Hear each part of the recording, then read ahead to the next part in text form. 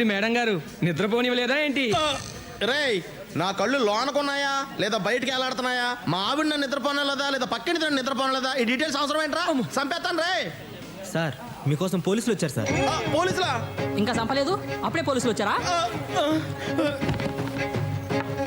ఇదిగో నిన్ను sir sir అని మర్యాద ఇచ్చి నీ కూడా తిరుగుతుంటే నువ్వు తప్పుడు పని చేసింది చాలక నాతో కూడా చేయింతావా? నాకు వచ్చ కారిపోతుందిరా.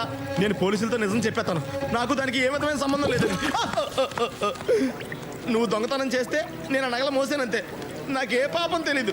మీరు ఏమైనా చేసుకోండి. వాళ్ళు అడగక ముందే మొత్తం కథ అంతా చెప్పేసేలా ఉన్నా. ఏం జరిగినా నేను మాట్లాడతాను, నువ్వు నోరెత్తావంటే చంపేస్తాను. సార్ ఆ రోజు నేను అక్కడ లేనని చెప్పరా? సరే రా. మూర్తి, డిఐజీ గారు మీ ఇద్దరి హెల్ప్ కోసం వచ్చారయ్యా. ప్రజాపత్రిక. ఎవరు మీరు?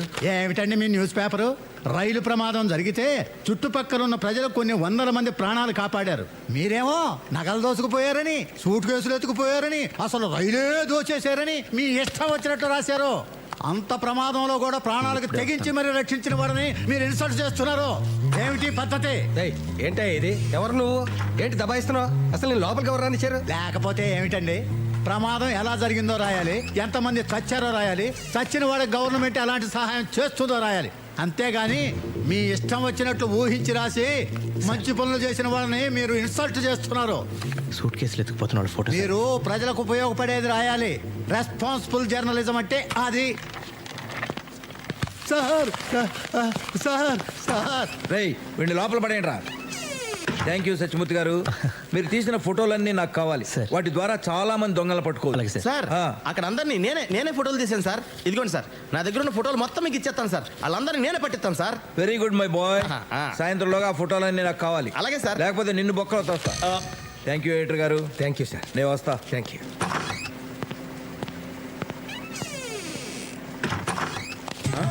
మీ ఇద్దరితో కొంచెం మాట్లాడాలి. ఆఫ్టర్ ఆల్ ఆ ఫోటోల కోసం ఒక డిఐజీ లెవెల్ ఆఫీసర్ స్వయంగా ఎందుకు వచ్చాడో ఆలోచించారా? కదా మాకు ఆలోచన రాలేదు సార్. రాదు, వస్తే మీరు ఎడిటర్లు అయిపోతారు కదా. నిన్న రాత్రి జరిగిన సంఘటన గురించి ఈ పేపర్లో ఏం రాశారో తెలుసా? తెలీదు. పోనీ పేపర్ ఎప్పుడైనా చూసారా? మేము మన పేపర్ చదవం సార్, పరాయి వాళ్ళ పేపర్ ఎందుకు చదువుతాం? చదవరు.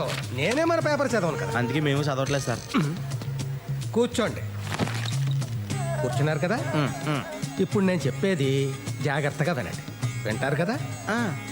నిన్న రాత్రి ట్రైన్లో ఏసీ ఫస్ట్ క్లాసులో ఒక సూట్ కేసు పోయిందట. దాంట్లో ఎంతో విలువైన వజ్రాలు ఎన్నో ఉన్నాయట. ఆ సూట్ కేసు ఒక రాజకీయ నాయకుడిదట. ఎవరిదట? రాజకీయ నాయకుడిదట. అదన్నమాట సంగతి. అందుకన్నమాట డిఐజీ స్వయంగా వచ్చింది. ఫస్ట్ క్లాస్ ఏసీ కంపార్ట్మెంట్ లో వజ్రాలు సూట్ కేసా? అవునయ్యా, దాని సంగతి మీకు ముందే తెలుసా? తెలిసే ఉంటుంది. ఎవరైనా పట్టుకుపోతుంటే చూసారా? చూసే ఉంటారు. క్విక్, నాకు చెప్పండి. మన ముగ్గురం వెళ్ళి వాడిని పట్టుకుంటాం. మన ముగ్గురికి 3 వాట, వాడుకో వాట. 3వ కంటికి తెలియదు. పోలీసులకి సంగతి తెలియకుండా జాగ్రత్త పడతాం. పోలీసులు నోరేస్తారు. నాది పూచి. ఎవరిది పూచి? నాది. 3 వాటాలు కాదు సార్, ఆడెవడో అందరికీ 3 నామాలు ఎట్టి వెళ్ళిపోయాడు. ఆ సూట్ కేసులు పట్టుకోవడం మేము చూసాం, కానీ అందులో వజ్రాలున్న సంగతి మాకు తెలియదు సార్. తెలిస్తే అది ఆడికి ఎలా వదులుతామండి. మర్డర్ చేసినా మేము తెచ్చేసుకునే వాళ్ళం కదా. ఊరుకో. సరే సార్, మేము వెళ్ళొస్తాం, ఆ పనిలో ఉంటాం. నీలాద్రి, నాకు అర్జెంట్ పని ఉంది, మళ్ళీ కలుద్దాం. సార్ ఇది అన్యాయం సార్. ఏంటి పని ఉందని చెప్పడమా? అది కాదు సార్, నేను తీసుకున్న సూట్ కేసు ఆ ఏసీలో ప్రయాణం చేసేవాడు కాదు సార్. అక్కడ టీసీ గడిది. అందులో నలిపోయిన నల్లకోటు, సింపేసిన టికెట్లు, తడిసిపోయి కంపోజ్ చేతను కట్టారు తప్ప ఏమీ లేవు సార్. నువ్వు చాలా లక్కీ ఫెయిల్ అవ్వు. బనియన్స్ డ్రాయర్స్ కూడా లేని పేదవాళ్ళు మన దేశంలో చాలా మంది ఉన్నారు. మనిషి అనేవాడికి తృప్తి ఉండాలి నీలాద్రి. దేవుడు ఇది ఇస్తే తీసుకోవాలి. ఓకే సార్ సార్ సార్ మీరే నాకు దేవుడు సార్. ఈ లోకంలో నాకు మా పెదనాన్న తప్ప ఎవరూ లేరు సార్. ఆడు పోతే కానీ ఆడు ఆస్తి నాకు రాదు సార్. కానీ నేను పోతే కానీ ఆడు పోయేలా లేడు సార్. నేను ఏం చేయమంటారా? మీ పెదనాన్ని ఖూనీ చేయమంటావా? అయ్యి బాబోయ్, అంత మాట అంటున్నా సార్. సార్ మీరు పట్టుకెళ్ళిన సూట్ కేసులో వజ్రాలు కానీ ఉంటే సగం నాకు ఇప్పించండి సార్. కర్మ, ఆ వజ్రాలే నా దగ్గర ఉంటే నాతో ఇంతసేపు మాట్లాడే అవకాశమే నీకు ఉండేది కాదు. అంటే ఈడి దగ్గర కూడా వజ్రాలు లేవన్నమాట. అమ్మయ్యా, వీడికి వజ్రాలు దొరకలేదు.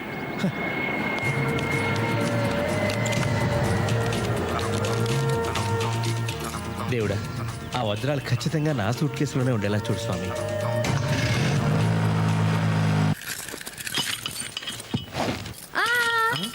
కాసేపు ఏంటమ్మా రైతు పగల కొడతారా ఏంటి? అయితే నేనెందుకు? నువ్వు ఉండవయ్యా.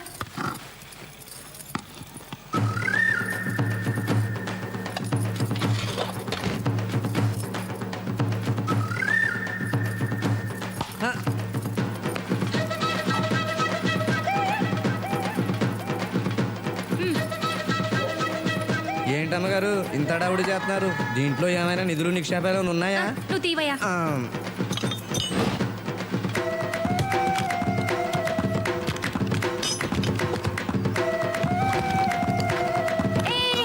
తెరవకు.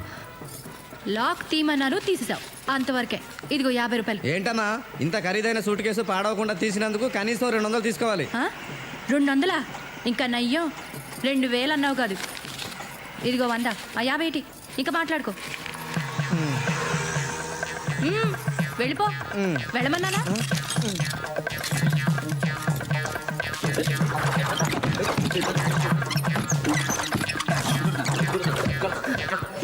అమ్మా కనక మహాలక్ష్మి, ఇప్పటికైనా నా మీద కక్షలు చూపించకుండా ఇందులో లక్షలు చూపించు తల్లి.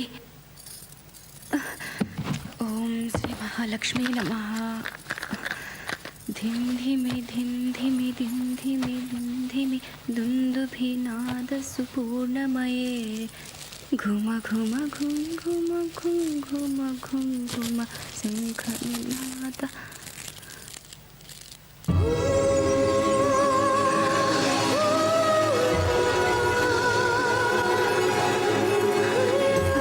తల్లి కనక మహాలక్ష్మి, ఈనాళ్ళకి నన్ను కరుణించావా తల్లి? అయ్యో, బుజ్జి ముండలు ఎలా మెరిసిపోతున్నాయో. ఏదో మూర్ఖంగా ముండా అనేశాను, నన్ను క్షమించు తల్లి.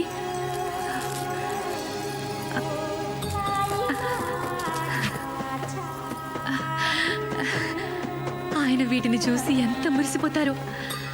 స్వరాజ్యం, నీ మూలంగా నా దరిద్రం వదిలిపోయిందని పొంగిపోతారు. ఉప్పి తప్పి పైపోతారు. అమ్మో, ఆయనకి ఏమీ చెప్పకూడదు. ఈ వజ్రాలు అమ్మితే ఓ 2-3 లక్షలు వస్తాయి.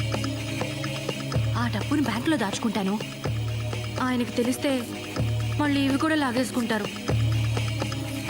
నీకు తెలియదే ఉంది తల్లి, కలికాలం డబ్బు మొగుడు పెళ్ళాన్ని కూడా విడదీస్తుంది. ఈ తప్పుకు నన్ను క్షమించు తల్లి. పిలిచావా తల్లి? ఓ,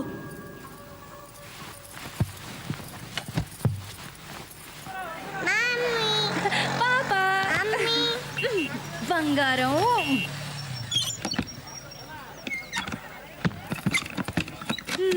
నా బంగారు కొండ, నా వజ్రాల మూట. అమ్మా, వాట్ ఇస్ దిస్? ఇవేంటమ్మా? ఇవా, ఇవన్నీ మనవే. దేవుడిచ్చాడు. నాన్నకి చెప్పండి. ట్వింకిల్ ట్వింకిల్ లిటిల్ స్టార్స్ కదమ్మా. అవునమ్మా, ట్వింకిల్ ట్వింకిల్ లిటిల్ స్టార్స్. ఇవి నావి. ఇవన్నీ మనవేనమ్మా. ఇటీ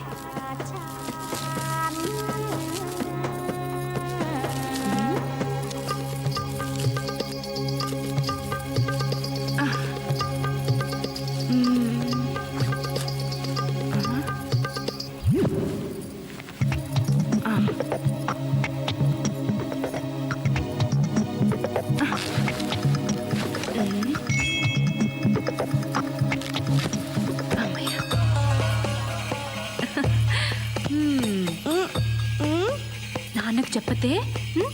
నీకు ఐస్ క్రీమ్ కావాలా, చాక్లెట్ కావాలా? చాక్లెట్ కావాలి, ఐస్ క్రీమ్ కావాలి, ఇంకా స్టార్స్ కూడా కావాలి. అన్ని నా బుద్ధిలో వచ్చాయి తల్లి నీకు. అబ్బా, ఈ దేశ ప్రధానమంత్రిగా నా బాధ్యతలు నేను విస్మరించలేను. వైఫల్యాలన్నిటికీ నేనే బాధ్యత వహిస్తున్నాను. ఒక క్యాబిన్ మ్యాన్, ఒక సిగ్నల్ మ్యాన్, వీళ్ళ నిర్లక్ష్యానికి 48 నిండు ప్రాణాలు బలైపోయినాయి. ప్రయాణికులందరినీ దోచుకున్నాను. ఏడు సేవలేరా, సాక్షాత్తు ప్రధానమంత్రివి, నీ సూట్ కేసే కొట్టేశారా? ప్రధానమంత్రి సూట్ కేసుకే రక్షణ లేకపోతే ఈ దేశంలో సామాన్యుల సూట్ కేసుల సంగతి ఏంటి? ఇది దోపిడీ రాజ్యమురన్నా, ఇది దొంగల రాజ్యమురన్నా. అన్నా ప్రధానుడా, నోరు పోయిరా. అక్కడ చూడండి. రేయ్, ముందు ఆ న్యూస్ ఛానల్ కట్టిపారండిరా. ప్రధానమంత్రి టెన్షన్లో ఉంటే ప్రజలు ఏమైపోతారు? 1, 2, 500 కోట్లు భగవంతుడిచ్చినవి.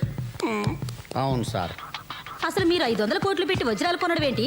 వాటిని వాడెవరితోనో రైల్లో పంపడం ఏంటి? నాకు తెలియకుండా. నీకు తెలియకుండా పొద్దున్న దీనికి కూడా వెళ్ళా. సారీ. అమ్మా, డబ్బులు ఇంట్లో ఉంటే శుక్రంలాగా దొరికిపోయే ప్రమాదం ఉందని వాటిని వజ్రాలలాగా మార్చేసి వాటిని మీ పెద్దలకు చెప్పే బాధ్యత ధీరులాలకు చెప్పారు. విమానాల్లో వెళ్తే రిస్క్ అని, ట్రైన్లో వెళ్తే సేఫ్ అని ట్రైన్లో వెళ్ళమన్నారు. యాక్చువల్గా ట్రైన్లో వెళ్తేనే సేఫ్, బట్ మన టైం బ్యాడ్. అదే రిస్కే మన కోపం ఉంచింది. రాజకీయాల్లో అడుగు పెట్టి అసమాన ప్రతిభతో మేధా సంపత్తితో పడని వాళ్ళను పడగొడుతూ పడిన వాళ్ళ మీద అడుగులేస్తూ ఎంతో కష్టపడి పైకి ఎగబ్రాకి ప్రధానమంత్రి అయ్యారు. కానీ ఏం లాభం? ఒక రైలు ప్రమాదంలో దొరికిపోయారు. ఒక చిన్న రైలు దొంగ చేతిలో దెబ్బతిన్నారు. ప్రజలు మారాలి, అధికారులు మారాలి, మేధావులు మారాలి, మంత్రులు మారాలి, ఈ దేశమే మారాలి. ఈ దేశ ప్రధానే మారాలి. ఏడుకొండలవాడ వెంకటరమణ స్వామి, నా వజ్రాలు నాకు సురక్షితంగా దొరికితాయి. నీకు 2 వజ్రాలు హుండీలో వేస్తా. షిరిడి సాయినాథ, నా సూట్ కేసు నాకు ఇప్పించు తండ్రి. నీకు క్షీరాభిషేకం చేయిస్తా. చెప్పు, నేను కోటీశ్వరాలను అవుతానా? 100 ఇస్తే. పోనీ లక్షాధికారి? 50 ఇస్తే. మీ వారొచ్చారు. ఈ మూర్తి ఏంటి ఈ టైంలో వచ్చాడు?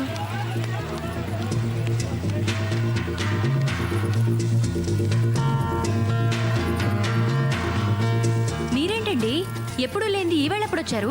ఇదేంటి, దీని తాళం తీసింది ఎవరు? మారుతాళాలు వాడు. నేనే తీయించా. వాడేసిన బట్టలు, సెంట్లు, రేజర్లు తప్ప మరేమీ లేవు. ఏమీ లేవా? కొత్త తాళం వేయించుకుంటే తప్ప అదెందుకు పనికిరాదు. సరిగ్గా చూసావు నువ్వు?